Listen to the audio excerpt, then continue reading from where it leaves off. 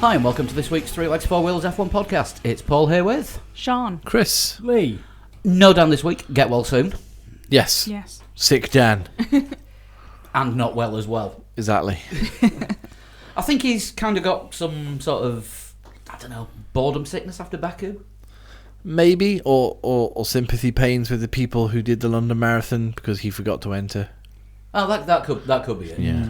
Although he does have his 100-mile psychotic bike ride coming up in a couple of months. I'm not going. I'm glad he is. Yes. We will send him as the official representative of the podcast. Yeah. I did put a link on the Facebook page if anybody wants to donate. He's fundraising for Yeah, Macmillan absolutely. Cancer Support, which is a charity that I personally have got a lot of time for I because think Likewise. Yeah. my Yeah. relatives have had to use their services, sadly. Of course. Is it 1 in 3 people? 1 in 3 people are going to. It's more than that now. Something like that. Is it more than that? Mhm. Yeah. Crazy. So yeah, it's a very good cause. If you get a chance, have a look on the Facebook page, and if you got a spare couple of quid, donate it Dan's Yeah, way. throw it in. He's doing a 100-mile bike ride, so we don't have to. Exactly. Right, Formula One, Azerbaijan Grand Prix. Wasn't the classic that we've seen the last couple of years. Yeah. No, it wasn't anywhere near as psychotic as the F2 races suggested it was going to be. Yeah. We've been spoilt, haven't we, with Baku the last couple of years? It's been so good that you come to expect it, and then when it doesn't happen, it Yeah. feels like a bit of an anticlimax. Well, 2016, the first race when it was the European Grand Prix, was terrible. And then the two Azerbaijan Grand Prix we've had since They've then been have brilliant. been amazing.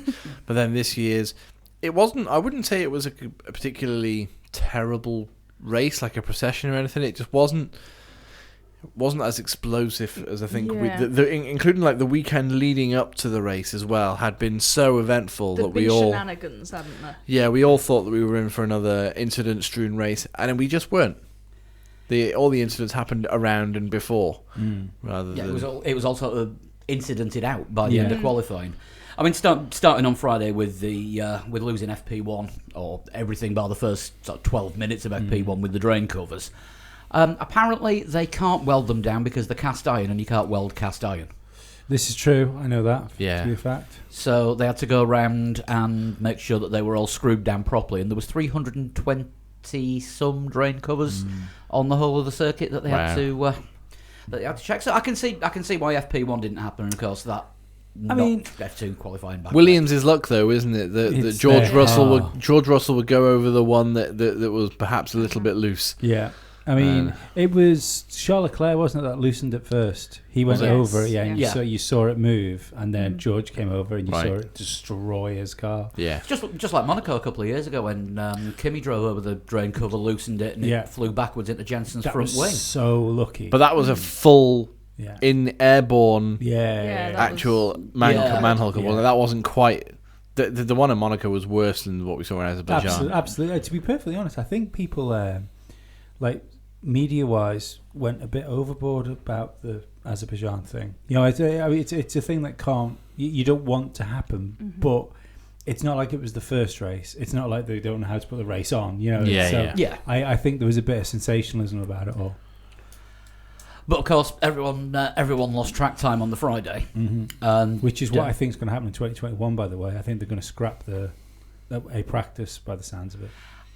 I don't think they are, because they're going to want to maximise the amount of track time. If they scrap a practice, they'll only make it a 2-day event. Don't forget they only. Yeah, but I don't think you can consider practice an event. The problem is though, the F1 themselves and the promoters want paying people in the I'm grandstands sure there might be for something 3 days. But if there's nothing to watch on track, that's not going to get There people might be something else to do in the stands. There might be something else to They do. are. Oh no, you'll still get a practice. You'll get a Friday practice, but you're going to get one practice. Don't forget, the only reason there's 2 free practices on the Thursday is because, on the Friday, is because it was the limited in-season testing. Now the teams have got in-season testing, so there's the excuse for needing the testing during the race weekend isn't there anymore. Yeah, but going back to those days as well, you had Sunday morning warm-ups, didn't you? as well as not when they brought that in, because you're talking modern history, aren't you? When they got rid of the in-season testing. yeah. But I mean, when they did have in-season testing, you also had Sunday morning warm-ups and things like that. So, But I think there was no need for so many test sessions. But what a simple way to cut costs. You talk Well, I about mean, Formula One teams to cut they costs. replaced the Friday qualifying session with a second practice. mm. I mean, that was a long time ago, though. I mean, we're going back 20 years, 20 plus years. Well, actually, maybe about 95, 20, I think it was the last Friday qualifying. Yeah. But I reckon they'll get rid of the one free practice on the Thursday, if not Friday. Yeah, Friday. If not practice on the Friday. But I think you'll get a shakedown, sort of like one practice, and they'll get rid of one of the sessions to save money. No, I can't see them doing it because making it less appealing will get less people. It's Ross through the turnstiles. Ross Brawn and Pat Simmons are in favour of getting rid of one of the practice sessions. That would suggest to me, We'll see what they do. Yeah, but given the fact that before we talk about the race, what I will give credit for this year is the cars following each other better. And if this is the way Ross Brawn is taking Formula One, then it's he's moving it in the right direction. So far, so good. Yeah, it doesn't look too bad. I think one thing that they do need to look at in Baku is the quality of marshals. Yeah. They could have been better. I mean, there are a lot of other circuits on the calendar where they bring the marshals in from Silverstone and from other circuits. And the Silverstone marshals are usually are regarded in Formula One as the best in the business. Yeah. The ones in Baku were just, I don't know. That Terrible. 3-car crash towards the end of the F2 sprint race that took 6 minutes for them to clear 3 cars, none of which were particularly badly damaged. No. They just need craning And they out were the on way. an escape road. Yeah. It was crazy. I thought that when... Because they got 2 laps, did they, at the end of that race? Yeah. Yeah. I couldn't... Because I thought, fucking hell, this race is going to end under a safety car. This is there mental. was 11 minutes, I think, to go, wasn't there, when that incident happened? Yeah. And then they got, like you say, they got the 2 laps in. And it was only just 2 laps. I think there was only about 10 seconds left on the clock when they, So when they were started the first flying lap back. But for such an obvious place to have accidents and have cars stuck, where's the crane on that corner? No idea. It's I thought that was particularly weird as well. Yeah, and to just have one there as well. Yeah.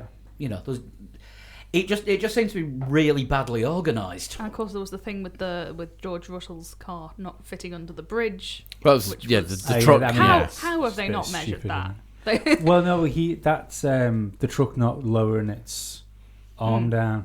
But you would think that the bridge is a set height. You would know how low you need it to be, or I not. think. You would. Oh think. yeah, no, I'm sure he knows how low it's got to be, but I think that's just a complete brain fart on his side. He's got a Formula One car in the back of it. It's his time to shine. And fucking hell, I That's didn't do your the thing. job. Yeah, Exactly, he just. You had one job, mate. Yeah.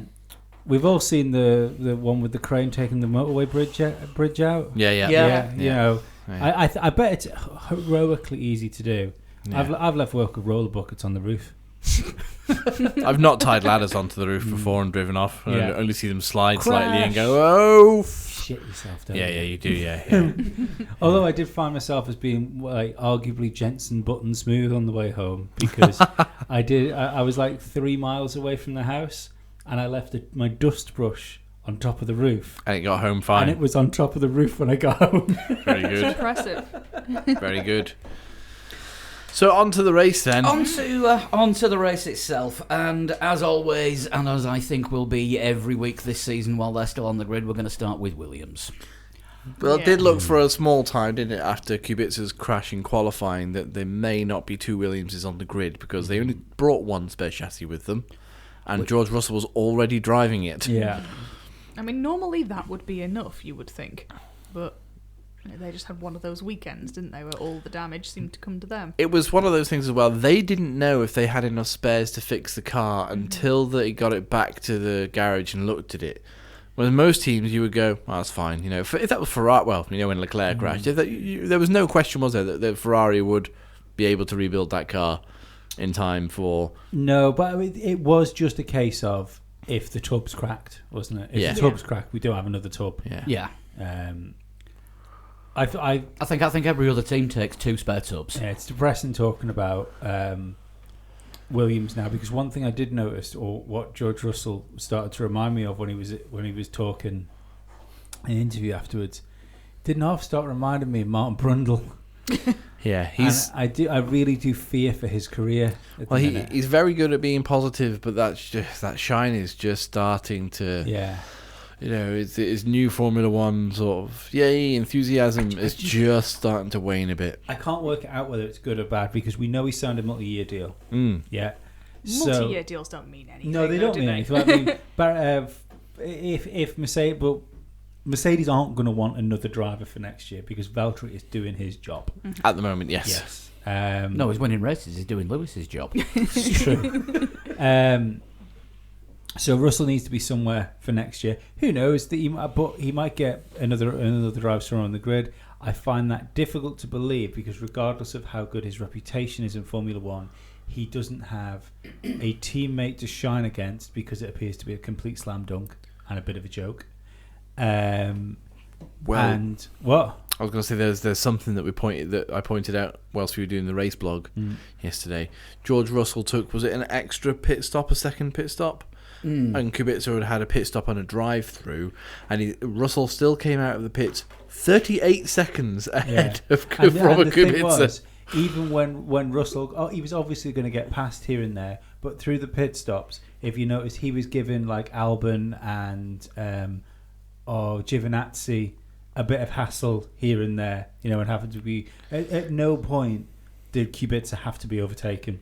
He was just passed very quickly. He wasn't there. Yeah. They were getting in and out with the pits before he had any chance of fucking anything for them. But yeah, the three that started from the pit lane, Raikkonen, Gasly, and Kubica, was Raikkonen came up on Russell and passed him. Was at the end of lap 1 or lap 2, so it was incredibly quick that the Williams found themselves at the back. But the one thing you can say for them is Gasly passed Kubica on turn 2, lap 1, because he ran wide. Yeah. Oh dear. They got 2 hard cars home. They got them both home. Yeah. 1 lap down and 2 laps down. Yeah, but they're not Formula 1, are they? Let's be honest. They're more, and they're not even Formula 1.5. They're more like Formula 1.8. I also find the Kubica. See, I don't want to get into this mode of just banging on Kubica, because I've already said I don't think he should be there. That hasn't changed. But he doesn't help himself in my eyes by coming up with excuses of like, the car worked on that corner. The car bit, so I took the corner too tight. That was his excuse for crashing in qualifying, is that the car worked all of a sudden and he wasn't prepared for it. Now, I'm not having this, I'm afraid. Like, at least when Sirotkin and Stroll were flying off into the scenery because Williams had those aero stall issues. Yeah. Both fucking drivers were doing it. Yeah. And you can't have the excuse of, George Russell's car is obviously working better than Kubica's, because George Russell's car was fucking totaled and it was built from spares. George Russell was out there in the second Williams car. It was essentially what we were referring to last week as the T car. There was bits of that car that were on Jack Villeneuve's Williams. This is an interesting point. Have we actually, aside from the grid, the drain cover, which was in no way his fault, have we seen George Russell crash yet? I don't think we have we? Don't think so. Aside from maybe the odd little run-off. He spun in pre-season testing. Yeah. But who doesn't? No. Yeah. That's kind of what it's about, really. Look how much Vettel spins, during practice, and he's always said, like, if I'm not spinning, it means I'm not finding the limits. I hope that this torrid Williams doesn't end up being the first and only go in Formula One that George Russell gets. Yeah, I mean, I think he's having a good go of it, isn't he? But I mean, much like Pascal Wehrlein and what's his name, the other one, they're not getting exactly. Stoffel. Esteban Ocon, I assume. Yeah, Esteban Ocon, that's the one. When they were both in the Manor, you couldn't tell how good either of them were because Manor. Mm-hmm. Yeah. But even I think Williams are worse than Manor. They're in worse shape than Manor were in. Roughly the same, I think. Few laps down. Well, worst driver lineup. No, but I think no, Manor, you were looking at sort of 2 and 3 laps down. Yeah, no, but although it was a slow car, it seemed to be a well-balanced car. Hence the point that The Manor. Let's go for this one. The Manor was more stable, but the Williams is relatively quicker than the Manor was. Russell's. Well, I mean, they were 2 laps down in Baku. Russell was only 1 lap down. No, Russell was 2 laps down Was as he well. two? They were both I 2 laps can't down. remember. I'm not sure. They But yeah, anyway, were the Williams- only 2 teams to be 2 laps But down. two laps down for a Manor was an achievement at some points during their last Maybe. year. They were Yeah. 5 laps down in Australia, if I remember rightly. The Manors. Yeah, I'm not sure whether that says more about what the rules have done to close the grid off than what Williams have done making a car. You know, it was a different Formula One back then. But it's just there's nothing. They can't do anything. I don't get what Williams can get out of this season. The only thing they can do is restructure and like have some real positive moves towards some sort of restructuring in the team. But no one seems to be talking about that. Not publicly, anyway. no, I mean Claire Williams was in full-on denial mode about the Mazepin rumours again this weekend. Oh, is that back? Oh yeah, she. I excellent. think there was some point she was denying it without even being prompted. Oh, good. You know, she'd start off interviews with "Hello, nobody's buying us out." I'm safe in my job. No, you're not. And I'm coming to the conclusion that it wouldn't be a bad thing if someone did. Sorry. I think it's needed. No, I think you're right. I think it's needed. I still think the idea of bringing Patrick Head back in isn't the greatest idea. It's not. It might not be the worst idea that's been had for Williams, but you've had Rob Smedley in and out. You've had Paddy Lowe in and out. So this whole idea of bringing that one person back in to solve Williams' problems, it's not a one-person problem. Or if it is a one-person problem, that means whoever's in charge of those one peoples isn't allowing them to do their job properly. So I don't like. I think it's bringing back the shoutiness, isn't it? You know, bringing back somebody that's a bit scary. But do they need shouted at? Somebody needs shouting at. Somebody needs shouting at. But if your shouty man is underneath the person that they need to be shouted at, Well, then what's the problem? yeah. What's the point? Yeah. You can't shout upwards usually. You can shout across and downwards. But I think we can be fairly confident that every race that we go to this season will have Williams at the beginning of the review. Williams will not Yeah. score a point this year without some drastic shenanigans. I mean, you've got to assume Baku would have been the best opportunity to score points usually because of how many cars would drop out, and that's what they not need. happened, They need has like a it? wet Monaco or Singapore Monaco seems could to be the be. only sort of real Like a wet chances Monaco. now. Yeah, wet Ooh, Monaco. Wet Monaco. Wet Monaco with Vettel getting pole and spinning, Yeah. And wiping out wiping out half the field, Mercedes and both Williams are that far behind, but manage not to Rossett it. Yeah. they're that far behind they avoid all the carnage. Yeah. Yeah. What do we got next? Renault. Oh, Oh. Danny. Whoops. Yeah, mirror signal maneuver. Yeah. I don't drive, and even I know that one. Yeah. Mainly mirror. Tell you what though, just shows that it's getting to him, doesn't it? Because that was a very unlike Ricardo move. Yeah.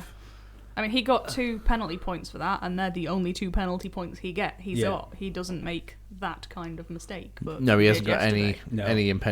any carrying over from anywhere, has he? That's the only 2. I think he had some from Australia last year, were his last ones that he got, and then now he's got another 2. But how do you reverse a car and not look? Like, seriously.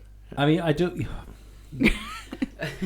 I'd be interested to know what he could see out of his cockpit because, like, Well, he Formula said he mirrors are- didn't look. He didn't realise Kvyat was there, They're- which seems Yeah, strange. but I mean, you're reversing onto a racetrack. You When need- you might want to look at Everybody that as well. else that has went into the runoff area at turn 2, if they were backing out, looked because you take that too far, you're on the racing line, you're going to get T-burned. Yeah. Exactly.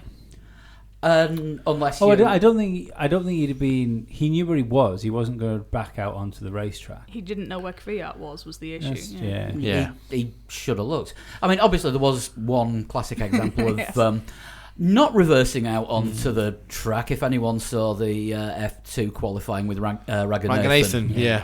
doing the full Austin Powers 97-point turn. Yeah. I think, did he need 3 marshals in the end to help him? Yeah. One of which was telling him, like, right hand down, Oh, left Jesus hand Christ. It wasn't good. And then it got worse for him at the end of that because he did his in lap, came into the pits, ignored the weighbridge. Wow. And then was 5 seconds per lap off the pace. Let's get the train back on board here, because I think more interesting than both the drivers for Renault, because I mean I don't even know if Hülkenberg was there. I can't remember. Hülkenberg finished just in front. I say just in front. He finished in front of the Williamses, so it was a really poor race for Renault. Race. The interesting thing for Hülkenberg is he said he's not finding any love and harmony from his new car, and he's worried that the car might, in development wise, might be going away from him. So I'm wondering whether there's two different stars between Daniel Ricciardo and Hülkenberg is going to see Hülkenberg in trouble. Well, that'd be interesting, because early season, especially just after Australia, Renault, Cyril Abiteboul came forward and said it's really refreshing to hear both drivers asking for the same things from the car. Ah. Because their styles were very similar. So if they are drifting towards one driver more than the other, then that could cause some unsettling. What's going on with Renault here? But the problem, They're shit at the moment. The problem is, Ricciardo said he's having trouble getting to grips with the car as well. So they seem to have made a car that suits neither of their styles. Well, his built pace bad was car. all right, wasn't it? Until the crash. Yeah. Compared to Hülkenberg, his pace was much But better. it was, compared to Hülkenberg, it was much better. But compared to where Renault should be, it wasn't. Yeah. Compared to like McLaren, who also have the Renault power unit. Yeah, and it's like well Renault off is the pace. spending big money on that car. And the team. And the people in it. Yeah. So They've recruited loads they've and gone expanded. backwards, haven't they? They have. You had a car last year that was constantly in the points, constantly looking like if something happened, it might scrape a podium, to a car that's struggling to get into the If Q3. something happens, they might scrape into the points. Yeah. I can see Renault pulling out before 2021, like after next year. I hope not. I can see that team being sold again. Yeah. They did last time, didn't they? As Yeah. soon as it started going not their way, they're like, oh, fuck it. You can't. Well, the engine rules aren't changing, so they're going to be upset about that. I think they'll probably stay in the sport as far as a engine manufacturer goes. But what you might see is them folding the team and then keeping McLaren as their number one engine supplied team and supplying whoever buys Renault. That'd be good for McLaren, because last time Renault did that, it worked out quite nicely for Red Bull. Yeah, Because they became a de facto works Yeah. team. Well, Yeah. this is the thing with what I think people find go off too much about Renault engines is people seem to forget that Renault have had so much success in Formula One. Never usually as a privateer team though. Usually as an engine supplier. Yeah. So maybe that's the way forward. But yeah, very disappointing race for Renault, as you say. I mean, Baku's a bit of an anomaly race anyway, but I mean, to see the Renaults literally so slow. We're talking about the second team here, and we're not just talking about the second team because Daniel Ricciardo retired. We're talking about them being the second team because they were slow, and Hülkenberg was, apart from the Williams, is worst of the rest, which is not something you want to be. But like you said about McLaren, they were nowhere near the McLarens. They didn't look to threaten them at all. No, I mean, I thought at the start when Ricciardo made up two or three places, right from the start, it's like, oh right, he's might got be getting he's forward. got I his thought the sort. same thing. Maybe this was set up with race pace in mind rather than qualifying pace. And he kind of fell off a bit after. I think that was the peak, wasn't it? Yeah, From he fell there off a it bit went after about backwards. 3 or 4 laps, and then they were both anonymous right up until the point where Ricciardo went off. Yeah. Yeah, it's just back to the drawing board. What's next? Haas. Grosjean, brake issues. When been a couple of when years, isn't it hasn't brake it? issues? Was it real brake issues or was it brake issues? And we might change the gearbox. No, he was getting pedal to the floor. No braking. The commentator's curse was magnificently timed, though. We have all 20 cars running, said David Croft. At which 2 point, minutes later, no, 4 of them not were not out. even that. It was like a second later, Romain Grosjean went, "Oh, I've got no brakes," and missed the turn completely. Well, I've worked out where the crashing comes from Romain Grosjean. Because his Twitter account was tweeting during the race. Yeah, he's got a person. I think. What? He's got a button on the steering wheel that does it. It's next to the drinks one, so sometimes when he wants a drink, he hits the wrong one and tweets by mistake. I love the idea of having the little bird on one of the buttons. Like when you get a telly with a Netflix button on it. Yeah. like a typed text. Yeah, I don't even pay for the WWE Network, but I've got a Roku today, and it's got a little WWE logo on it, and I fucking love it. That's the only reason you bought it, innit? No, not really, because I don't really watch wrestling anymore. I think he's protesting too much. But yes, Haas again. Bit of a sort of languishing weekend, really. That's a fucked, aren't they? From where They were? can't make the tyres work, is their problem. Drivers they- aren't helping. Well, the team have said it's all tyres is their problem. The compounds just don't suit their car. So, But isn't this the first year where they had to build the majority of their own car? The front end is all theirs. The back end's still Ferrari. Yeah, but this is bad news, isn't it? Yeah, but it's all Haas Aero, though. Yeah. Yeah, but Which- if they've got to do more and more themselves. Which, as we were talking with Scarbs, you'd think would be something that they'd be good at with the NASCAR experience of building a lump of metal that welds itself to the ground when it's doing 200 miles an hour. Yeah. But that's all. NASCAR use ground effect as well, don't they? Which Formula One doesn't really use. But the problem that these teams, Renault and Haas, are facing is that they're on such a tightly packed midfield that anything that's slightly, a slight disadvantage becomes a massive disadvantage. Yeah.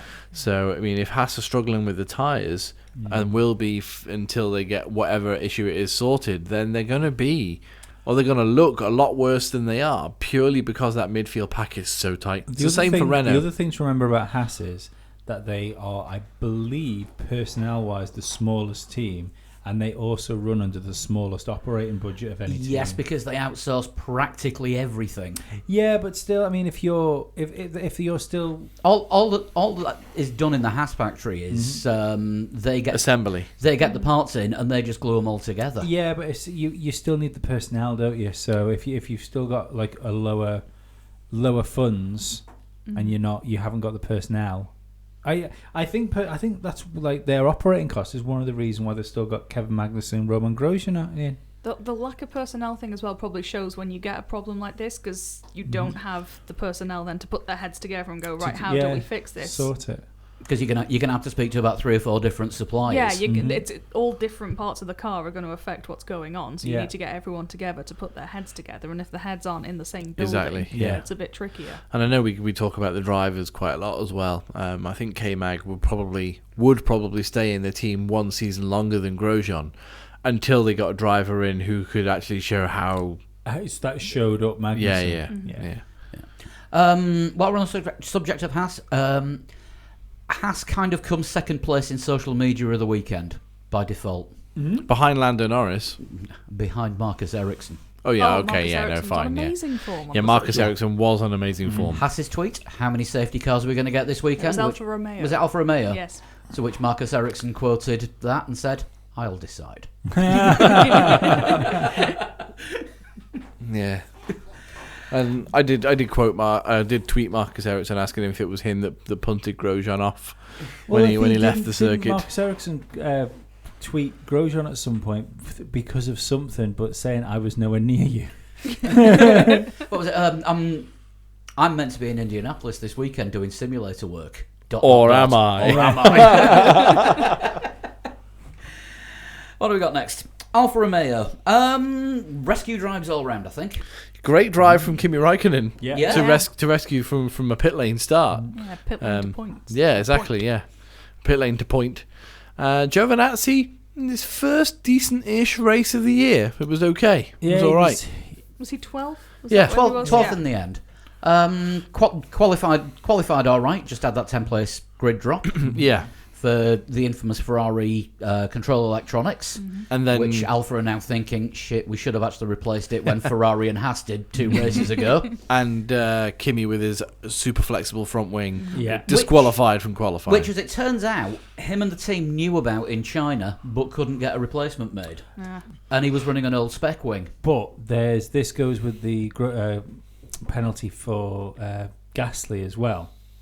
Apparently, it was like a working thing with Charlie Whiting that when the flexi wing only just didn't pass. It wasn't like the Red Bull flexi wing, where it was miles where it was past. in a Yeah, different yeah, bloody it's time crazy. zone. Yeah, so it was something like they had that, and there was like 1 millimeter of fuel extra in Gasly's car. It was like borderline things, and the working relationship with rule guys in Formula One used to be if something was in that tolerance level, then Charlie Whiting would come down and say, "Look, lads, get this sorted for the next race. Yeah, you can't have it." And nothing else would be said. Yeah. If there was no performance advantage from what was going on. But now it's slam dunk. Slam dunk. Which was what happened over the Haas floor issue last year, because he gave them 2 races to get it sorted out, which they didn't, and then they were open to being protested. And this is also what I said last week about hoping that Formula One wasn't going to go a stupid way with rules,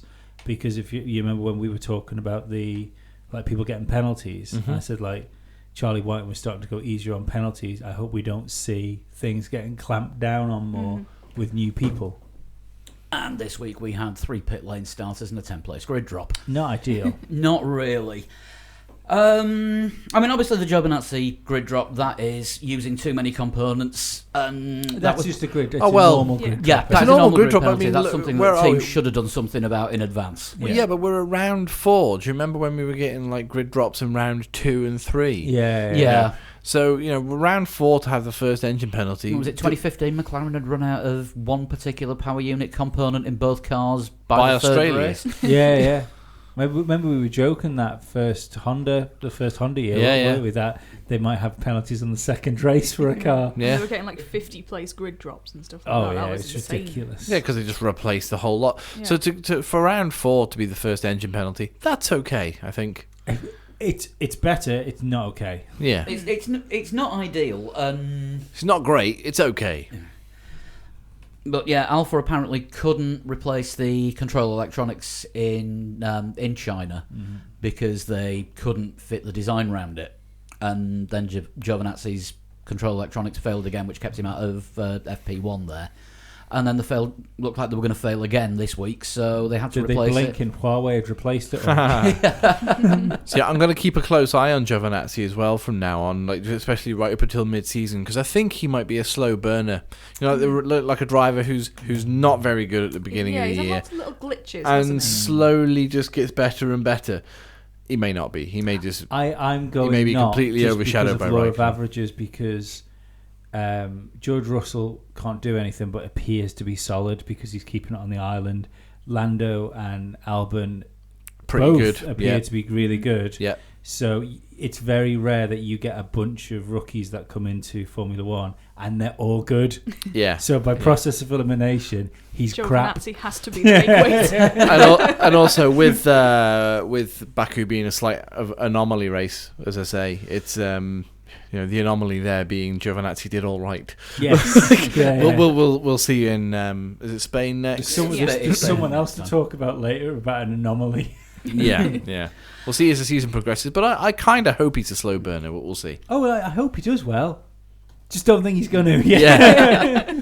But on the other side of the garage, Kimi, 4th race this season for Alpha, 4th points finish. Yeah. You'd have thought putting Kimi in a half-decent car and asking him to do nothing else apart from drive it 2 or 3 times a weekend, Yeah. you get the best results out of it. Yeah, exactly. Yeah. Don't protect your teammate. Just go out there and drive. Yeah. Are you sure? Yes. Okay. You keep seeing Sebastian Vettel and it's like, do I need to move over? What do you want to do? Well, yeah, another strong weekend for Kimi and the Alpha team in general. When you see where they've come from as Sauber, Yeah, they still are the Sauber team, essentially, just different name. it's a really weird situation with Sauber because you have Alfa Romeo Racing managed by Sauber. Yeah. In F2, you have the Sauber Junior team managed by Charouz. So Very good. Sauber only have their name on a car that they don't run. And Alpha just put their merch out, as I said yesterday, whilst we were You were very in the excited blog. about I was very excited about it. I'm definitely going to get and myself then, an and then you Alpha saw the t-shirt. prices. Now, I have never known you turn that Yorkshire before. No, well, I'm not paying that much for a bloody cap. 40 quid for a Raikkonen cap. You No see, you even thanks. said that in a Yorkshire accent without even thinking about it. You've got to. I think at one point I was even like, how much? Yeah, how much? Your You've got to. Raikkonen stuff's always more expensive. Well, Giovinazzi cap's also 40 quid. Oh, is it? Yeah. When But- I've been to races, Raikkonen caps were more expensive than. But other then drivers. I zoomed in on the label at the back of the shirt, and it says Sauber Motorsports AG. So, so the even the labels on the clothing are Alfa Romeo, but still Sauber. Weird. Washed by Sauber. Yeah, probably. Yeah. Dangerous territory, though, isn't it? All this, especially if the likes of Mercedes or something buy Williams. It's going to be it's good because it keeps teams in Formula One, but you're very quickly going to get back to the 90s thing of a Ferrari coming up to a Ferrari powered car and the Ferrari powered car jumping out of the way of the Ferrari. Yeah. It's not ideal. Talking of which, it's Toro Rosso next. Kvyat was doing all right, I think.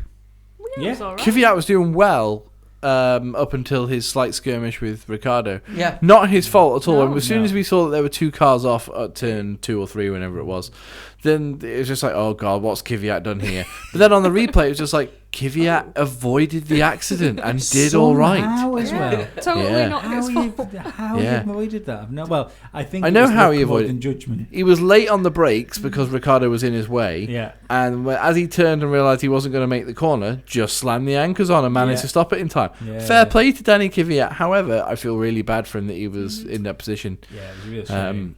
Because points may have been possible for To him. be fair, though, it's very difficult to feel sorry about Danny Kvyat being taken out. If we're honest, if we're I'm sensing No, a little I bit of wouldn't- karma here. I wouldn't have minded if he it kind of was. came at him like a missile, didn't he? I wouldn't have minded if Ricciardo, if Kvyat was at fault, and you straight away you'd be like, yeah, Kvyat, that was silly, Yeah. or. But it was the nature of it. It's such a silly error from Ricciardo to put Kvyat out of the race. Had it been like a crash or like a racing incident, fine. Those things happen. But for somebody to reverse into you whilst you're stationary trying to find reverse yourself Yeah, to put you out of the race, it's a bit silly. it's not ideal. No. In fairness to him as well, Kvyat was very accepting, I think, wasn't he, afterwards? Yeah, He the seemed- kind of hugged and made up in the Yeah, there in the was media no- pen afterwards. Probably because he's had to do that apology quite a few times. Well, they both Yes. know each other really well too. From I think they the always got on from quite the Red well, Bull didn't they, as days. teammates. yeah. Yeah, I think Kvyat might. Oh God, is this what I've been doing to other people? Yeah. Oh, this doesn't feel good. I shouldn't do this. Yeah. Albon just outside the points again. Qualified 12th, finished 11th. I think he's got a decent future. I can see him in Red Bull this year. before Kvyat, definitely. Kvyat will never be in a Red never Bull get again. Red No. Bull, no. But I could see Albon replacing Gasly, if not this year, next year. I don't know yet, Unless- but Gasly, we're Last not on couple- Red Bull No, yet. no, but he didn't have a bad race at all. No. he had a really But good it's- race. He needs to move that. He needs to take this and go forward with Yeah, it. yeah. But Danny might find himself in a Red Bull. Actually, thinking about it, if Albon, All the other drivers disappear. no, I'm just thinking Which is about how he's found himself in a Toro Rosso. if they think to themselves though and think, right, well, we're going to need a team next year. We're better off leaving Albon in Toro Rosso right now rather than the pressure of going into a Red Bull seat halfway through the year. Right, we genuinely don't care about Danny Kvyat. It's in fact tormenting him again would be greatly pleasurable. Yeah. I mean, if Kvyat's got any sense, he'll be making regular trips over to Japan just to put about three stone of lead in the back of Dan Ticktum's Super Formula car so that he doesn't win and can't get his super license. Yeah, but he's not doing too well in the old super. It's not started yet, I don't think. One I think one race in, he's Oh, is finished it? 10th. Yeah, he said he was struggling. He said he struggled with it a lot. Fair And I think he needs to finish at least in the top 3, if not actually win it to get the super license points. So Dan Ticktum having a bad season could actually be the thing that does Danny Kvyat the most favours. We shall see. Unless Alonso drives for Red Bull next year. It depends on. So far, that's 3 different teams you've linked him with. Yep. It depends on as well what's your face in F2, whose name eludes me. The Japanese one. Nobuharu Matsushita. That's the one because he's in the Honda Dream Academy. See, I think he'll then find himself in Red Bull next year. Life in a northern town. I think that was their only hit. but he seems like a really good driver as well, Matsushita. He's all right, yeah. He seems like, given the fact of like the driving, like motorsport handicap he has of being Japanese, he seems really good.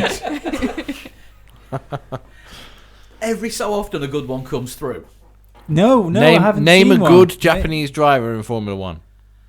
If you say Ukio Katayama, you will not finish the sentence. Is that real Taki Inui out as well? Yes. Best you've got is Takuma Sato. Yeah. Sato. Kamui Kobayashi. The one with the Kobayashi was podium. all right. No, he wasn't. No, He's he got kept. a podium? No, he found himself one part of Suzuka where he managed to crash into cars, not break his car, and get past them.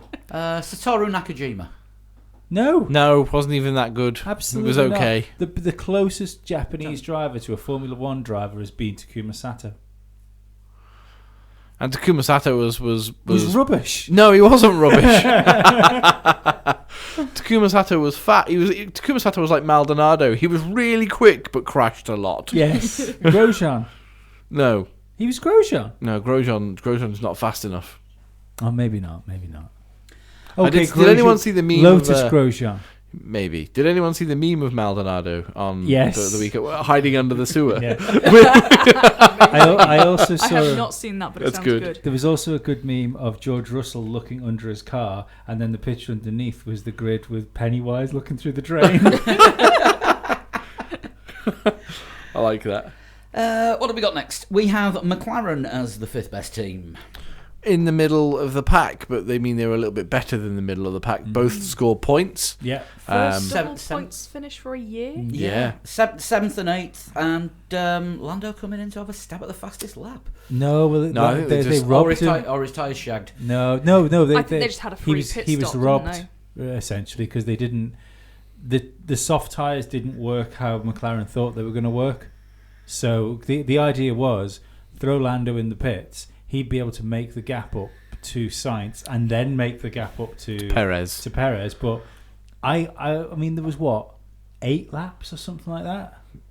10, I think it 10 was. laps. Yeah, it was not doable. Yeah, okay, but he was like 20 seconds behind Sainz, and Sainz was 3 seconds behind Perez. Yeah, it was. Yeah, they kind of robbed him of a place, I think, but. It's good to see McLaren back, in the points with both cars. It is. I just hope, as I keep saying, with Baku being the race where you don't necessarily perform as you will for the rest of the season, that's because McLaren had an awful China. China's an anomaly racetrack though as well. But look at it this way: McLaren are 4th in the Constructors' Championship after 4 races, and it's not been 4 anomaly tracks. No, I think McLaren have got a real chance of being best of the rest this year, but that'll be decided on what the updates are for the Force Point Racing. Jordan? Can we go Silverstone team? It's a hell of a lot easier. Spiker Midland. Yeah, I mean, McLaren are they couldn't have got much further back than they were. No. Well, if they were challenging Williams for last place, possibly. But no, I think it seems to be working really well from now. And do you think it's shedding Alonso? Do you think the Alonso factor is as good of a driver as he is? Can be a damaging factor to an entire team. I think it probably helps them that they've got 2 drivers who who get on seem really to well. be allowed to compete in a friendly way, and there's been races where To be fair, Van Dorn was allowed to compete, he just couldn't. he was just shit. Yeah. But again, was that an Alonso thing? Did No, Alonso need a minion? Yeah, I rather don't than think a rival? Van Dorn was allowed to, in inverted commas, compete. I such. think he was allowed to be closer. Everything was given to Alonso, wasn't it? He was definitely the number 1 driver, whereas McLaren at the moment don't really have a number 1 driver. I think the way it was with Alonso was he was the number 1 driver, and anyone else in the other car was classed as number 3. Yeah. It's Alonso's spare car, the other guy. Yeah. But it makes me wonder, like when we spoke to Lando, and he said of how impressed he was with Fernando's data that he gave back to the team. Like he had like pages and pages of data to give back when they were doing was it Le Mans? Daytona test, yeah. And that's great, but sometimes I think maybe it's better just for the people to do their own job. Yeah. And I wonder whether there's too much Alonso influence when Alonso's in a team, and because he's got that gravitas behind him. Some people are like, to put it in probably too grandiose terms, some people are leaders of men. Do you know what I mean? You swallowed a dictionary tonight. Gravitas and grandiose in the space of a minute. It's all on my toilet paper. We're on G at the minute. So next week, if Lee has a bad case of the runs, he'll be on some big words beginning with X. Yeah, he was an absolute xylophone, wasn't he? But like some people will galvanize people around them, and it's G word. Yeah, and fuck it. But and I wonder whether sometimes, like, what you call him, Jim Jones could get people to do what he wanted them to do. He could get people behind them. Sometimes that wasn't the best decisions people had made by following. So if we ever see a Kimoa brand of Kool-Aid come out, panic. Do you know what I mean, though? Like, Alonso said we should do this. Oh, let's do what Alonso said. Yeah. And it's all of a sudden your car's rubbish. Yeah, that then brings you back to what we were saying with Renault and about them developing a car more towards one driver than the other. If they're listening to the Alonso propaganda, has that then harmed the teammate? Yeah. For the last few years as well. So. See, I think Renault's slightly different though, because they gave Ricciardo so much money for his contract. He has to succeed. Yeah, it's like if we don't do this, we're destroying our own investment. Yeah, pretty much. But yeah, positive for McLaren, and hopefully they can build on it. But we'll see. I thought Lando might scrape a podium this weekend if everything went crazy. And do you know what? I don't think it was a stupid bet put on now. Looking at where they finished. I did it, yeah. A big crash or something like that in the first corner, take out 4 or 5 cars. Or a safety car just after Lando were pitted. Could have been well in with one. Yeah. Well, like we've always said about Baku, it's that unpredictable that you can bet on anything and there's still a chance it might come off. What was good, quickly before you move on, it was nice to see McLaren's overtaking cars under DRS and not getting overtaken when it's like with DRS behind them. It's a slam dunk. It was nice to not see that. Yeah. Well, actually, at one point we saw, I can't remember who it was that he overtook, but we saw Carlos Sainz overtake somebody without DRS on the straight. Yes, yeah. A genuine, authentic overtake. It was actually a real Mm. pass based on speed. Wow. And McLaren. Well, that car must be... I know Paul di Resta at one point said how well balanced the car looked. So whatever they're doing... It did look stable on the onboard. But they ripped downforce off as well. They had by far the lowest downforce in the rear wing from any of the other cars. So it's clearly a better car than it's been for years. Mm. Well, I mean, that's obvious. Well, maybe because it's been designed by a designer and not by committee this time. Or Alonso. There you go. Racing Point are next. The team featuring the 2 previous surprise podium sitters. Is it a surprise with Perez anymore? Because this is the 3rd time in 4 Baku races that he's been the best non-top 3 driver. He likes that circuit. He is good at that circuit. Lance Stroll, however, 8 races on the trot without getting through Q1. He needs to learn qualifying. Yeah, he needs to learn qualifying, but he finished 9th. He crashed, didn't he? Did he crash in quali? No, he just... No. I thought he had a big bump. No, he wasn't going fast enough to have a bump. Maybe he thought he found a big bump. Sometimes he imagines things, doesn't he? Did he crash in practice? May have crashed in practice. Don't yeah. recall him doing it. No, I can't remember. No, I think that he's Law just... of averages says he No, must I have think he crashed did. at some point. I think he did crash in practice because we were saying about the daddy buying a new car thing. He did because he didn't Yeah. turn. He didn't turn into T2. Yeah. Yes. Yes. Yes, That's what I'm thinking of. he did. There may have been a link to you two doing Daddy's going to pay for your crashed car flying about on our chat group. Yes. But this is another one of those races where you think, is there potential of a Formula 1 driver in him? And this weekend it looked like he's maybe a driver. He did really well. He was overtaking people. Yeah, he did okay. Where did he? Well, yeah, but where did he start? 16th-ish? In the end, it was 16, 17. And he finished 9th. Yeah. If that was anybody else but Lance Stroll, we'd be saying what a good drive they'd had. I mean, he said that he struggled in qualifying because he had a smoky visor. But Yeah, no, I his saw his that. visor steamed up. He'd gone for the wrong colour.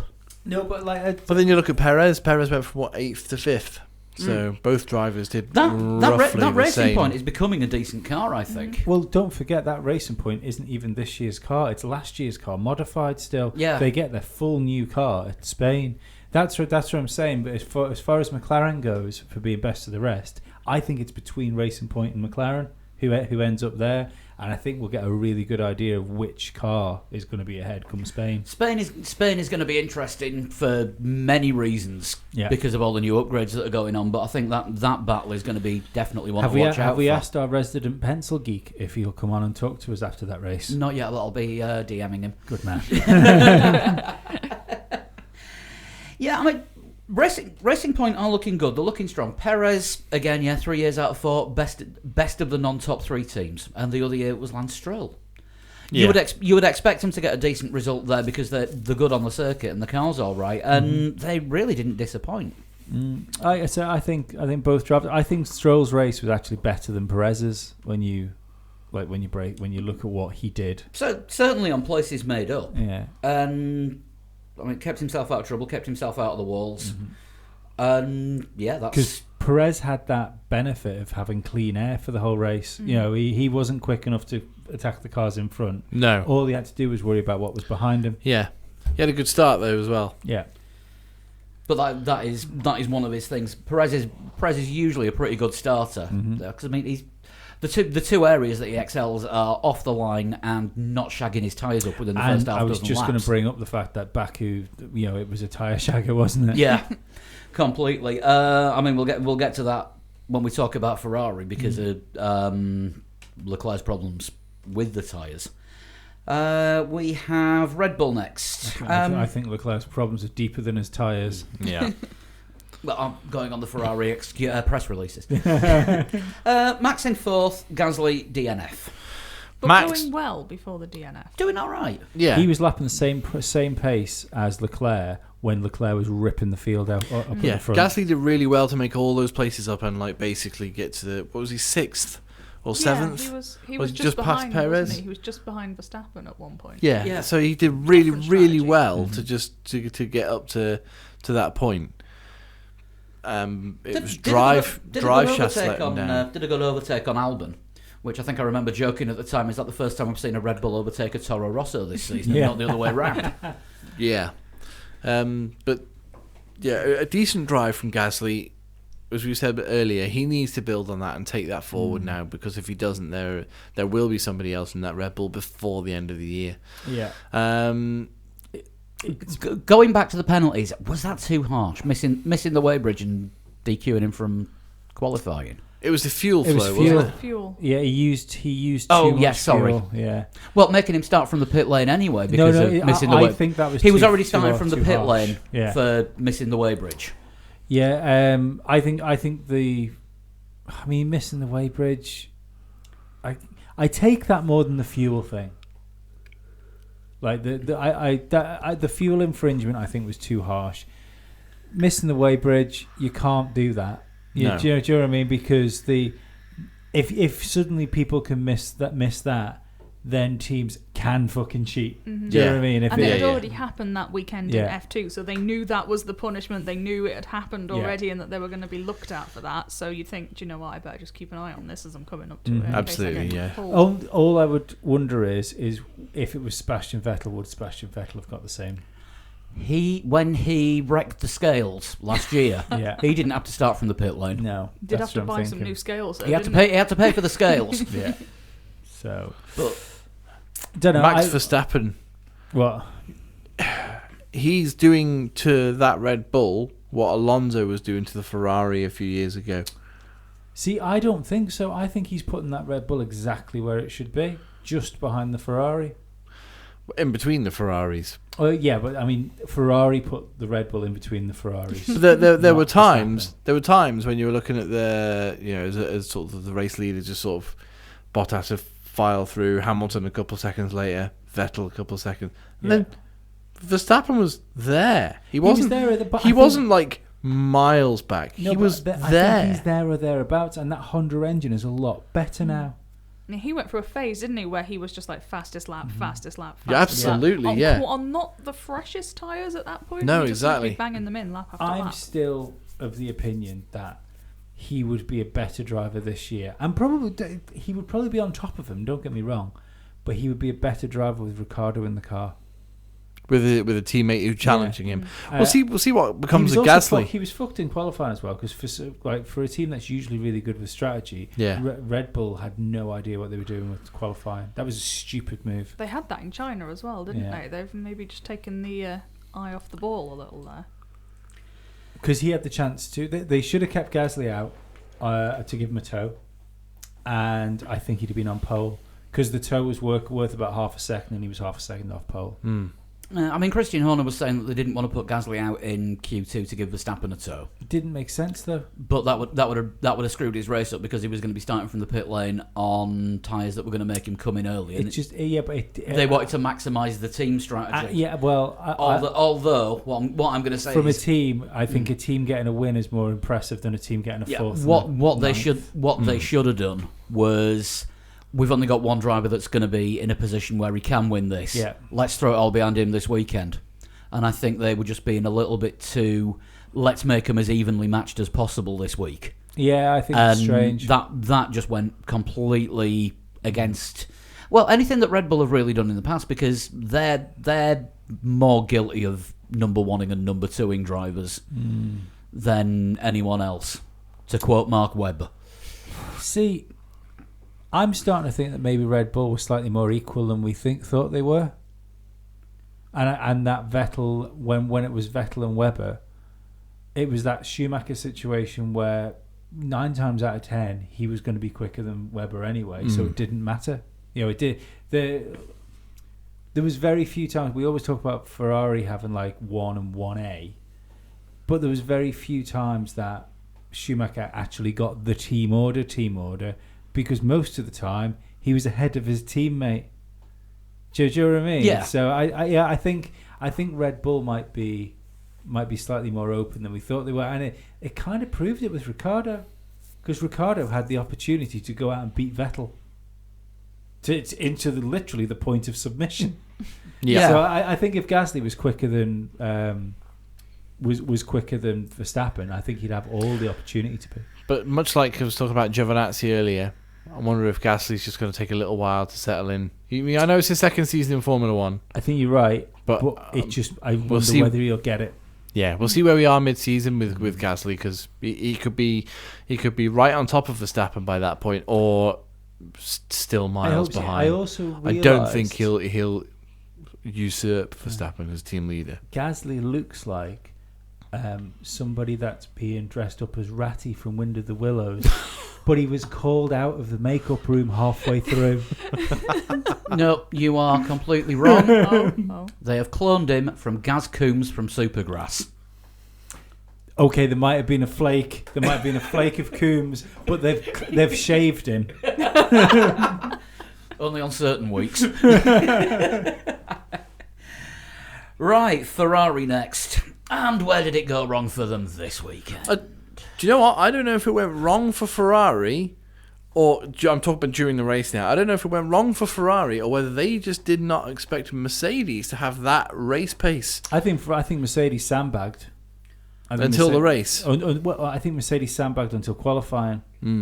I also think that they need to fucking sort this driver problem they've got out. They have sorted it out. They make sure there's at least one car between Leclerc and Vettel at all times. Well, that's what it seems to be, right? At one point, yeah. So they've got a number 1 and a number 3 driver. Yeah. I thought at one point Leclerc could win that race. Mm-hmm. He was the quickest guy all weekend. He fucked it in qualifying. And I think the problem is he's now given Ferrari the excuse to number 1 Vettel, because they want the guy that's going to bring the car home. Yeah. But what I found crazy about all this, they should have 2-stopped him, because at one point Hamilton was worried about being jumped. Yeah. Like through the pit stops. And then that jump just dropped back and back and back until Bottas overtook him. Yeah. And at that point, on that lap before Bottas overtook him, they should have pitted him, and Absolutely. he'd have come out in front or behind Vettel. Yeah, he would have come out roughly around Vettel Yeah. Verstappen. But what they did was they kept him out so long. They kept him out to take him away from Vettel. I'm convinced of it. But he Well, lost. they brought Vettel in, didn't they? As soon as That's Leclerc the first one, but I caught mean him. Leclerc's Yeah. pit stop. Yeah. Yeah.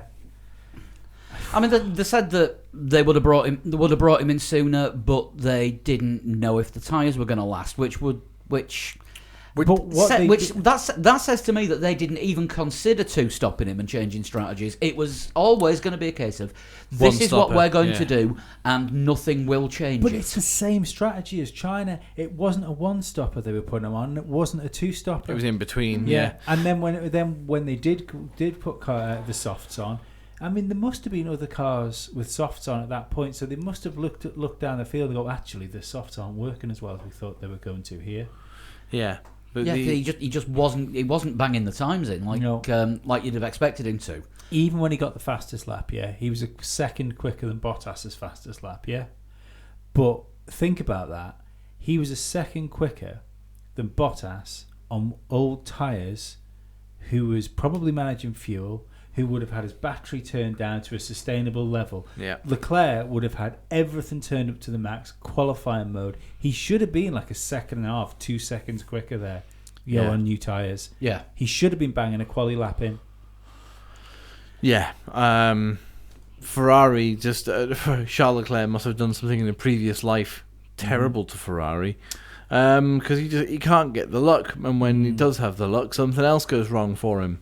So, as you say, he was by far the fastest all weekend. All right, he was unfortunate in qualifying. Was it a rookie mistake? Is that the right thing In to quality? say? Yeah. No, it was just one of those. One of those. He was pushing too hard into the corner, locked up, nowhere to go. Vettel did almost the same thing, didn't Vettel actually hit the same part of the wall that Kubica did about 2 minutes before Kubica clouted it. he? Yeah. It's they were saying it was very easy to do on that corner because don't forget the first I think it was 2017. They had to reprofile that corner because too many people were hitting the inside of it. Well, Yeah. you've got just enough room to almost straight line it, haven't you? Through Almost, it yeah. to almost do it. But you've got to be you've threading gotta the get it needle when right. you're doing it, and if you're 6 inches either side, something's going to go wrong. Yep. And if you're going too quick, something's going to go wrong. I worry that what this is going to do to Charles Leclerc's mentality. But on the other hand, after watching that race, because I think Vettel has quietly had a good season. Do you not think so? No, I want to. If you swap the two Ferrari drivers around this weekend, say Vettel had the accident and started where Leclerc did, and Leclerc started where Vettel did. I don't think Leclerc would have been on the podium.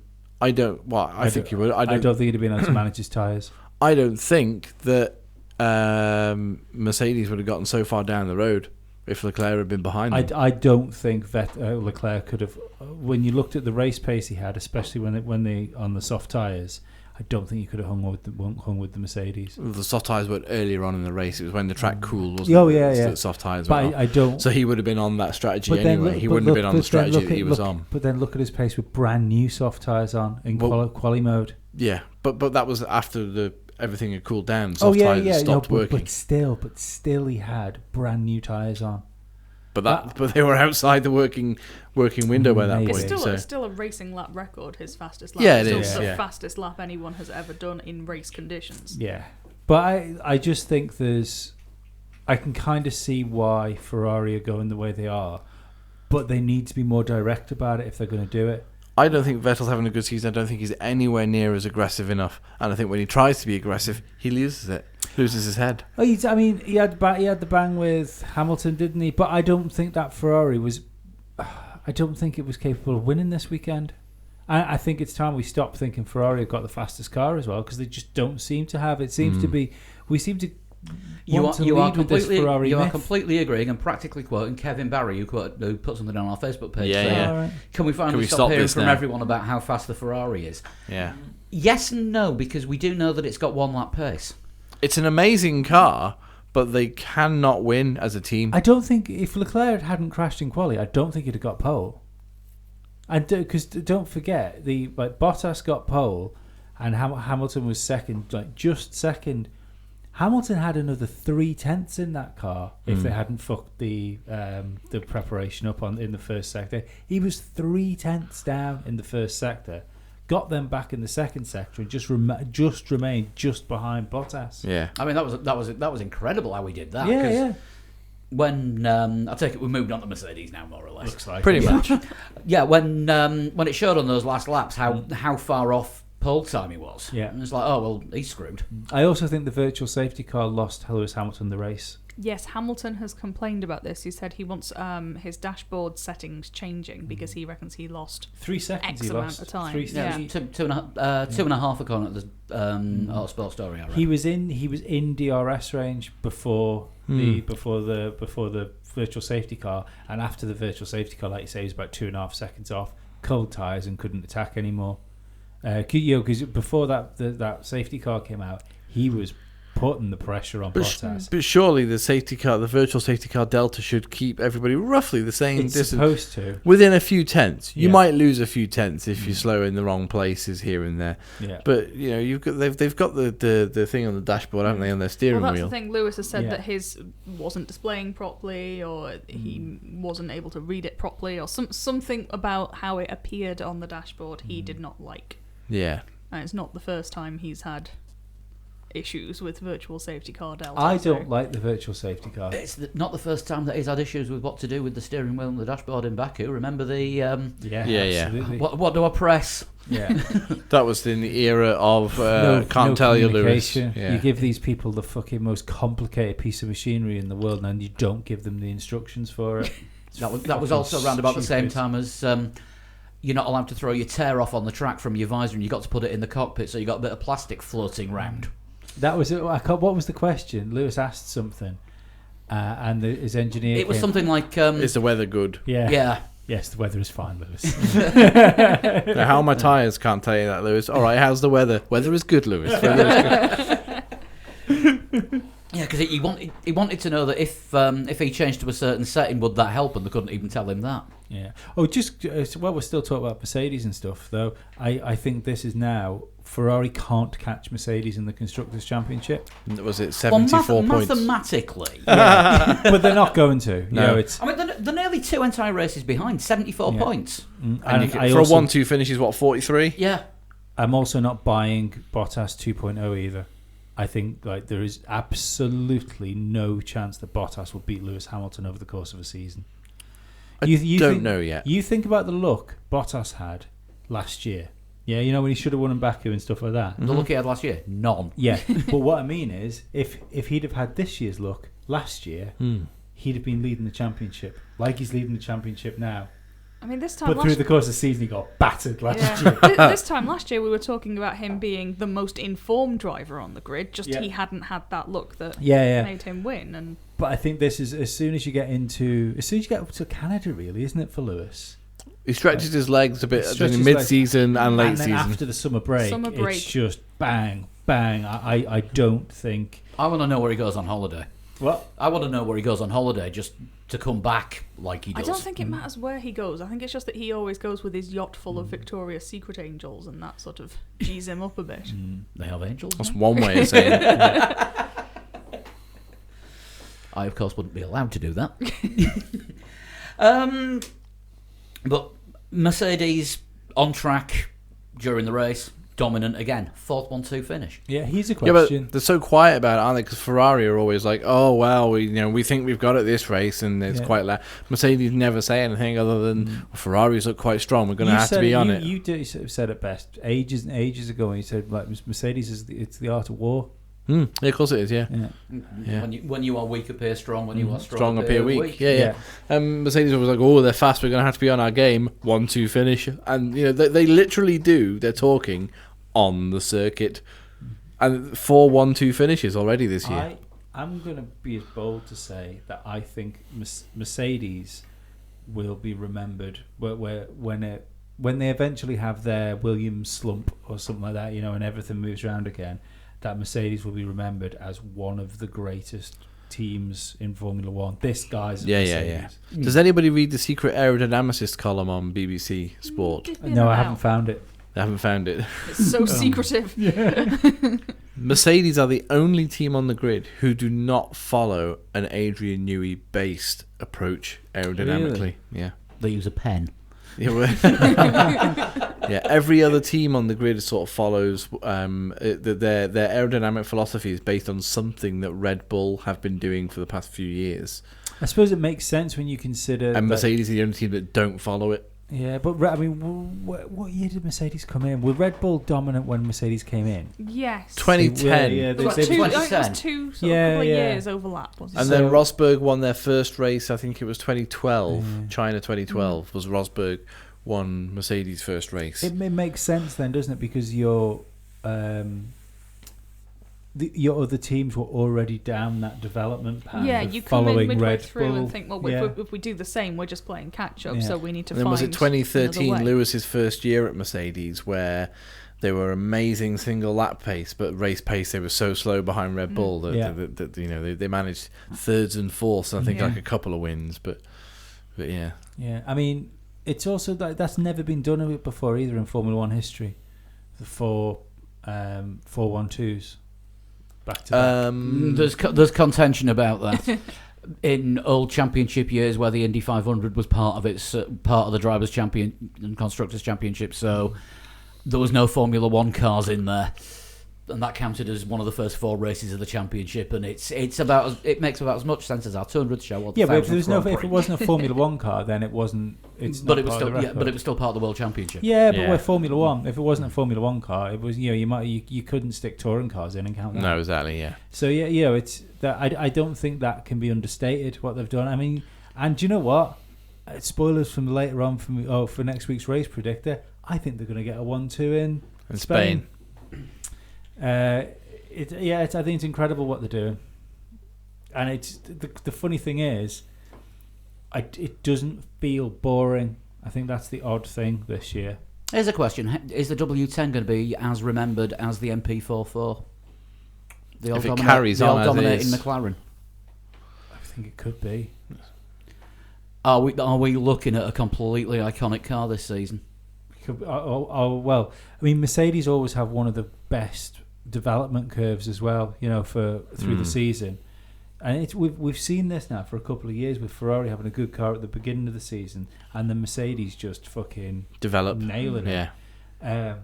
And even just the way that Mercedes reacted to being slower in a straight line than Ferrari, where they've gone back to the factory and gone, right, what can we take off this car? Right, what can we stick a serrated edge on? How can we get rid of drag? And they've done it. But yeah, I personally think there is every chance that this car will be as well remembered as the MP44. MP44. Which won 15 out of 16 races in 88? Yeah. So that also means then that you think this will be the seminal car for your man. What's his name? Design it. James Allison. Yeah. Could well be. That car. This is the one that makes his him, legend. Yeah, that stamps him as the next Adrian Newey. I mean, last thought last year's was good, but this year's is terrifying. Yeah. Because that's one thing I worried about him taking over at Mercedes is when you looked at the Ferrari that he designed, he seemed to be able to design a Ferrari that was just good enough at coming second. Yeah. But it actually turned out Ferrari are good enough at just having a team that just comes second. At the moment, anyway. I don't think they're going to catch up. I don't think there's too many internal struggles in that team. I don't have any faith in your man that's managing it. I think Ferrari would be in a better state if they kept Arriva Bene in the team, because even if they started like the first test where they had were they quickest in every session in the first test? Possibly. Pretty much, so. I think. And the thing is, you've got Bonotto. I mean, but I know Bonotto was one of the designers at the time too, so you can't say he had nothing to do with it. But the decisions that were made up until that car being produced were under Arriva Bene's rule. So all they're doing now is sort of watching the end of Arriva Bene finish here and the beginning of his decisions, and his decisions don't seem to be that good. So far. Yeah, I'm calling it. Yeah, we'll just... we'll see what happens, but yeah. I think it'll take 2 years for Binotto to actually put his full stamp on Ferrari. If he's given If he- 2 if years. he's- If that's 2 the years. thing, if he's given 2 years. I wonder whether Vettel's the one now, though. You know, if Vettel can't win a world championship this year, spoiler, I don't think he will do. Not a spoiler, I don't think, anymore. No, but is it going to be Vettel's turn? Like, it was so many people's turns. Even though Alonso was like dragging that Ferrari, They're trying to because it shouldn't re-Schumacher with Vettel, aren't yeah, they? That's- and then but they ended up turning on Alonso, didn't they? And starting to blame Alonso for things. So I wonder whether it's Vettel's turn to have the blame pointed at him now, especially with like Charles Leclerc being in there as well. If they do that, he will walk. Absolutely, I think he'll leave Formula One after this year. You reckon? Yeah. He's got 1 more year left on his contract, and he had 1 more year left on his contract when he left Red Bull. Yeah. So, possibly. I think Vettel's one of those people, like, when you listen to him talk about his life outside Formula One and the fact why He'd be he's quite getting happy so walking quiet, away. I think he could Rosberg it, but just more successfully. But not leave with carrying the championship trophy with him. Absolutely not. Right, heroes and villains then. Danny Rick's got to be on the list, or is that just arsehole? He's too nice. He's too nice to be a villain. Drain Man. Drain. Drain. Whoever didn't screw down the Yeah. drain. Marcus Ericsson on the hero list. His Absolutely. tweets were classic this weekend. He was just trolling the entire paddock. McLaren as heroes. Williams Mechanics possibly as hero, because they've had hell of a job, haven't they? Oh no, Ferrari strategists. Villain. Yeah, I'm with you on the Williams mechanics. Two cars to rebuild. With no spares. I'm going McLaren. Yeah, McLaren were heroes. Yeah.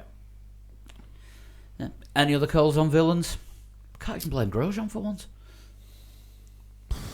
You probably can. He probably did something, just off camera. Just because you don't see a thief doesn't mean he's not one. Penalties, villain. Penalties. Yes, Yeah. good Yeah. call. Mhm. Yeah, I'm with you on that.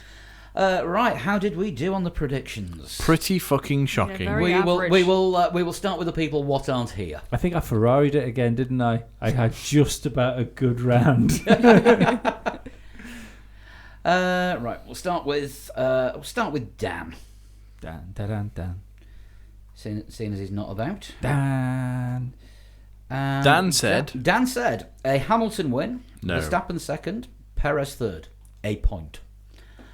Last week's guest predictor was Mac Perry, Yes, Mac Perry. who sent a tweet saying he's not good enough to be chief engineer. He was just a snark in the pit lane with a headset. Mattia Binotto then.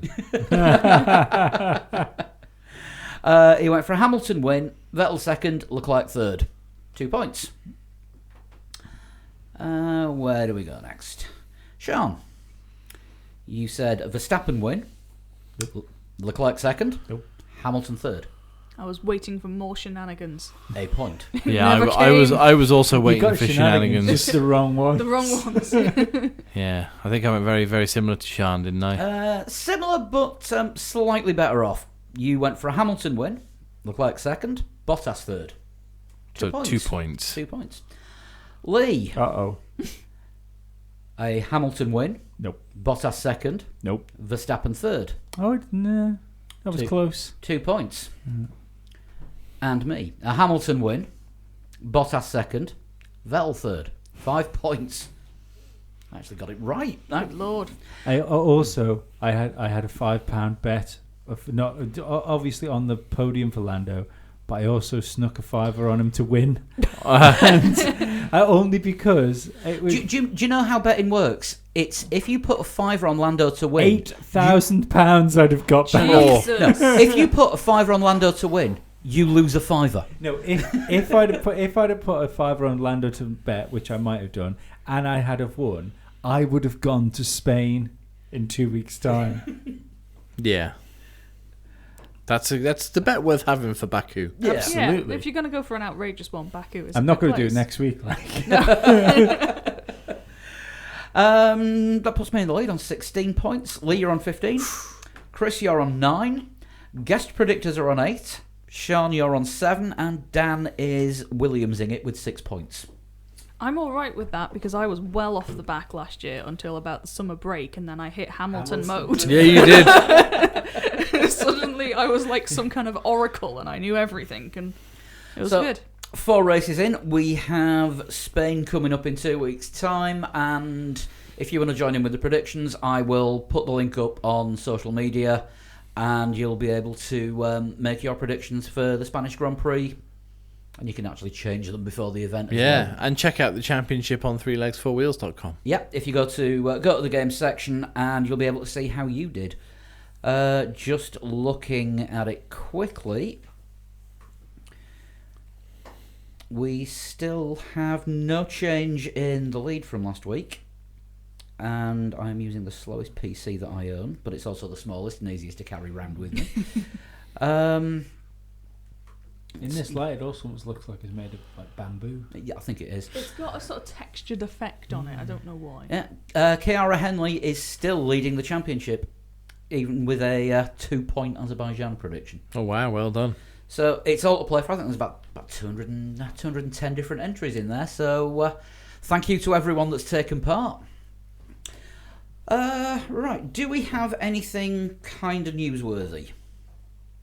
Not really, do we? I don't think. I guess given how much sort of coverage the Where's Ted has got, maybe mention The he fact has that turned up. he has. Sean, Yeah. you can definitely tell me about this one. he's going to be in the team covering the W Series, which is the women's only F3 thing that's starting soonish. Can't remember when. Is that Sky Sports F1 It is on available? Channel Is it 4. next weekend? Channel I think 4. It might be next weekend. Yeah. It's Channel 4 because basically David Coulthard is one of the organisers of it, and he works for Channel 4. But he works for So- the company that sells things to Channel Yes. 4. Well, yeah. it's also his production company, isn't it? It is. Yeah. It's Whisper that does Yeah. it. So yeah. So it's going to be Ted Such a Kravitz. dodgy name for a production. Whisper Films. Yeah. Yeah, So a yeah, little it's Ted bit weird. Kravitz, David Coulthard, Lee Mackenzie, and someone I've never heard of.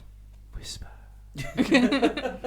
It's the wrong name for motorsport as well, isn't it? Really, But 'Cause it's like not the loud. wrong name for pornography. That's the thing. I don't know that they do pornography. Two of They their have main to. sports are motor racing and American football. Yes. They don't whisper in either of them. No. Don't whisper in America. So yeah, if you're wondering where's Ted, there's Ted. Channel 4. Right, shall we shunt it? Yes, let's do it. Ba-dum. Shunt. This one was sent in by Fonz. Oh, excellent. Hey. Arthur Fonzarelli. Fonz official. Fonz official. Yeah. Official Fonzarelli. Official Fonzarelli. Not no fake funds. I think first time shunter. Long time I- listener. Long I was time born. funds. I was born. Under a wandering star. And in 1969. So someone who is 50 this year. Schumacher was born in 1969. He was. That is factually accurate. I am known for my involvement in F1. Michael Schumacher was known for his involvement in F1. I started racing in 2004, and to this day I had 55 starts and 4 podiums. So probably not Michael Not Schumacher. Michael Schumacher. I'd like Who to the guess. That's fuck a is late one. that? Can't be a person. That's gotta be a team. That's got to be a team or Yeah. a brand or. Yeah. So what would have been? So what came into racing in 2004?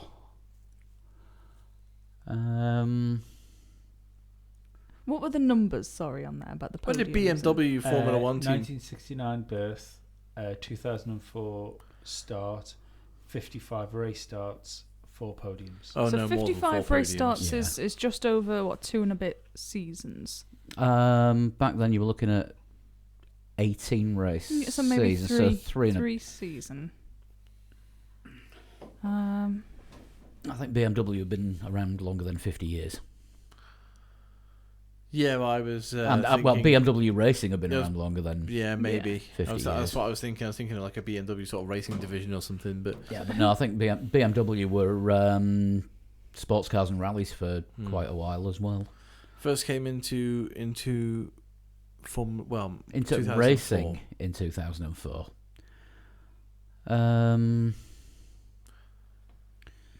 Oh, could this be like if they came into racing but are not yet in, but at that point had not yet been into you call it, Formula One? Could we be looking at like Haas or something like that, or would they have a few more than 50 odd? They'd have a few more, wouldn't they? I think in NASCAR has 50 odd races a season. Well, yes, I'm thinking specifically about the F1 side. I think Yeah, I and might also no F1 podiums as That's yet. true, actually. Yeah, scrap that thought. I think we're going to have to hold the about guess off. Spiker. We'll have to rush it. Spiker's an inch, but Spiker would be about the right We don't time. do hold your guesses anymore. Oh, right. Let's just make anything up then. Marussia. Ooh, I don't think they've been around that long, but it'll do to move things along. Me Racing had a lot of critics. Me Racing had a lot of critics. Me Racing. Okay. Just reading the England. The England or the Jamaica? It's in Fonzish, isn't You're it? racing on a lot of critics. For anyone that's listening at the moment and wants to send in a total shunt, can you, with the way that Lee's going with his bog roll, can you get a lot of H words in next week? Because he'll be onto it by then, I reckon.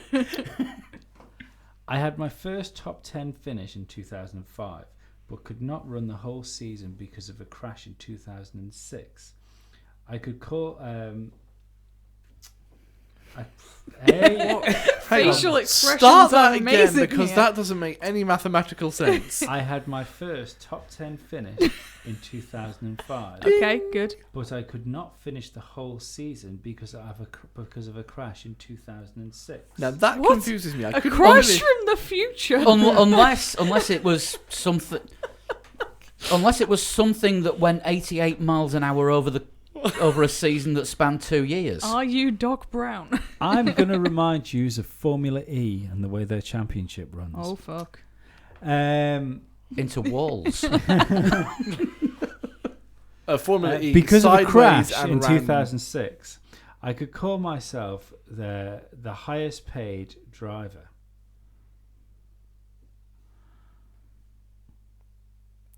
I'm going to ask technically for the next too clue close. because I don't know that makes sense. What is that all one clue? So it's to do Apparently with so. crashing and then I crashing mean, in the maybe future and there's then supposed to be money. a place in there. There is a word hyphenated in there, but I don't know whether that's just for me or for yous. So I'm going to keep it just for me. Okay. Oh, this is I might give you that as a spaffer for later because I don't think so. where the hyphen goes. That's I was the voice of Mia and Tina in the movie Cars. okay. Still never seen it. Shit. They sound like girls' names. You've got one more clue, haven't you? Mia and Tina. Yeah. Okay. I raced in lower classes, Mini Challenge, Seat Leon, Super Cooper, and GT4.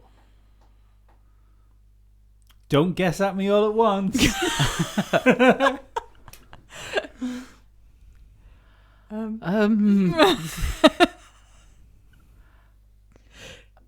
I've got absolutely less than nothing. I do. I feel like I'm getting less clever with every question. Not just that I know less, that my general intelligence is going down. Danica Patrick is the only female driver I can think of who She's would have not been. that old. No, she's nowhere near 50. She's not. Is she not? No. No, I think she first started competing when she was about 12, Oh, right, and yeah, she's no, just been rammed that she's long. always been racing something, as far as I can. No, remember. I think her first Indy 500, she had to have wooden blocks on her feet so she could reach the pedals, like short rammed in Temple of Doom. Are you ready for your next challenge? I don't know. In 2012, I won my class A2 at Dubai 24 hours. Dubai Oh, 24 hours oh. is karting, Is isn't it? No. If it's like endurance, is it Patrick Dempsey? Oh, good call. Good call, because it's a name. Because he does pro-am, doesn't he? So if his class is like A something. Yeah. In In 20 1969, so he would have been starring in Dallas as a teenager. He's about 50-ish, isn't he? He's about that neck of the So woods. maybe Was older. Patrick Dempsey in Dallas? He was in Dallas, wasn't he? I thought he was in Grey's Anatomy. I'm only familiar with him as being in Grey's Anatomy. Maybe I'm thinking of the wrong actor. Continue. Oh, yeah. You're thinking of Patrick Duffy. Yes, I am. You're about as much help as these fucking clues. Proceed. In South Fork. in 2015, I This is divorced. fucking South. In 2015, I divorced, but kept my husband's name. Not Patrick Dempsey. Right. I feel you're struggling. Really? Yeah. Whatever gives you that idea? Jodie Kidd. She 50. I don't think she's quite 50. I don't think Kidd is her married name. No, because I think she's no, sort because of- her dad was Johnny Kidd, the show Yeah, jumper. I think she's Your sort of final 40-ish. clue. My microphone is dying. In enough. 2019, My will is dying. in 2019, my son will be driving in Formula 3. It is 2019. So Formula 3 is Which one? And I'm not convinced I got that right. Oh God. I'm not convinced. You know that hyphen you said you were going to give us as a spaffer? Yeah, Can we have it? female. But yeah. I have in my head, did Ralph Schumacher's wife do some racing?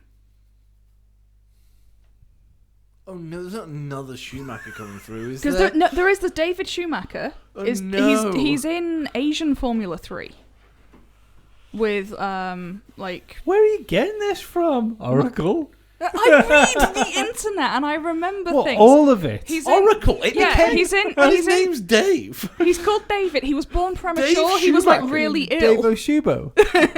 But no, he's in like the same series as Mick Doohan's son, and I only know. Jamie Chadwick is in that one, and there's quite a few names in this one thing. I only know that Michael Schumacher's wife is called Karina, is it? No, this is Ralph Schumacher's wife. I'm Yeah, I after know, here, but I don't know what Yeah, Ralph Schumacher. I don't know what Ralph's name is. For fuck's sake. But I'm sure she has definitely done some racing, and they have split. And presumably for branding reasons, she would have kept hold of the name. Can we just go with that as a final guess? Mrs. Ralph Frau Schumacher. Schumacher. What's her name? I don't know. Fraulein Schumacher. I need a name. Mrs. What is a common lady's German name? I should take a punt on something. Ava. Greta.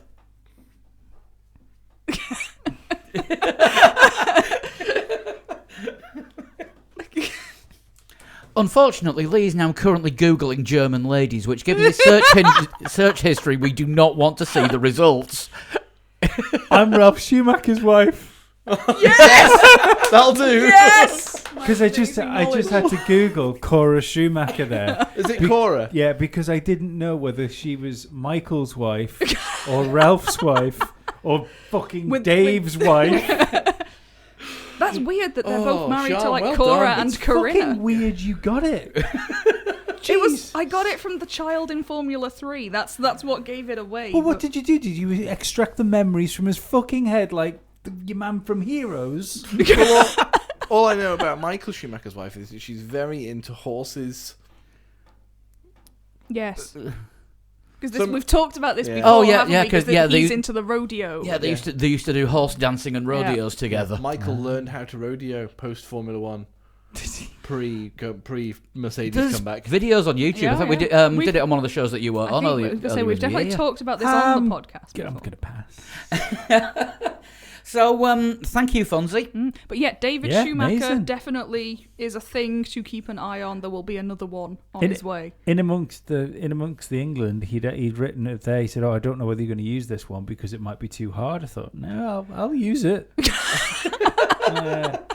Amazed. My gas is flabbered. Is that what you G-word. need your toilet roll for? It might be on to I words at this rate. Bloody hell! How do you send in a total shunt? You send me a PM on Twitter at a total shunt. A direct private message. Yes, direct. Not a tweet. Yeah, if you tweet me, then you're telling everyone that's not the idea of the game. No. Give me the details on how to get hold of the rest of us later. But it is now Formula Lee results time. Woo. And this was a lap of Baku in the dry in the Force India. I'm gutted. I finished just outside the bloody points. Yeah, well, don't be too gutted. If I still played, you'd have finished 2 points at 2 places outside the points. One place behind you. Decent times this week. It was 139.199 to get in the top 20, and these people did. We got Adam Smith in 20th, Chris Shales in 19th, Marcel Streak in 18th, Pablo Gonzalez 17th, Alberto Roldan 16th, James Nagle in 15th, Ken Lauderback 14th, Paul Large Simon, as distinct, in 13th. Do that joke every week. Vaicha Camping in 12th. Because I like it. Santeri Onasty in 11th. Top 10, Nick Betts in 10th. Kyle Armstrong 9th. Pete Bull 8th. Josh McCarthy in 7th. Bit of a change this week. Alessandro Popolani only down in 6th place. That could open the championship up. Joe Marsh in 4th. Joe Marsh in 5th. Matthew Morrison in 4th. Top 3, Ricky Worrell, 137.388. Second place, Chris Olby, 137.771. And remembering to send his time in this week, Bradley Chambers, 136.880. Nice. Annihilated everyone by nearly a second. Spain next, another 2-week challenge. And we're going to have this one in the wet. And we're going to have it in a McLaren. Spain in the wet in a McLaren. Yeah. Crazy. Yeah, I think let's see how we go on this one. McLaren pre-upgrades. So you've got 2 weeks to get that one into us, and if you want to send in your time, you can. If you're on PS4, you can send me a friend request at Pabstar. If you already have, I'll be able to get your time from the leaderboard, or send it screenshot by email 3legs4wheels@gmail.com, or a direct message on Twitter at 3legs4wheels. If you're on Xbox, I'm the lead_drummer. Is it lead-drummer? Lee_drummer 100, aren't you? Yeah, I'm going to change it. I'm going to change it to a total shunt. To a total shunt, to be honest. Tell you what, if you're on Xbox for this one, get a screenshot and send your times in. That's probably going to be easier. And then when Lee remembers what he's called. Also, if anyone's interested, I'm going to start streaming racing games. So probably sometime this week, I'm going to start doing it Wednesday time. So if you're interested in that, come follow me on Twitter, and I'll be keeping you informed. Is Wednesday time like British summertime, just more Wednesday? Yes. Oh, right, okay. If you want to get in touch with us, obviously you've got the email address and the Twitter there, but you can get us directly on Twitter. I'm at Pablo100. At Flood21. At Sean Cowper. At Total Shunt. And Dan is at Dan Dankleton. Don't forget as well, there's the Patreon show that we record every week. All the proceeds go into making this work and the costs associated with it. Yes, it's not cheap, so thank you to all those who do donate Patreon-wise. It isn't, because it's coming up to annual returns time, and we have to pay for things like that. And it's really awful, and we are not tax exiles. We have to pay the government things. But yeah, massive thank you to everyone that's signed up at Patreon. You can do that if you haven't already by going to patreon.com/3legs4wheels. We will be back next week. We'll be looking forward to Spain. I don't know how many of us or who of us are going to be here next week, because you can't tell from 1 week to the next. Get well soon, Dan. Yes. Anyone joining in with that? Yeah. Right, we'll see you next week. Bye-bye. Bye-bye. Sorry, I was watching pictures of a bull attack a car. I saw that.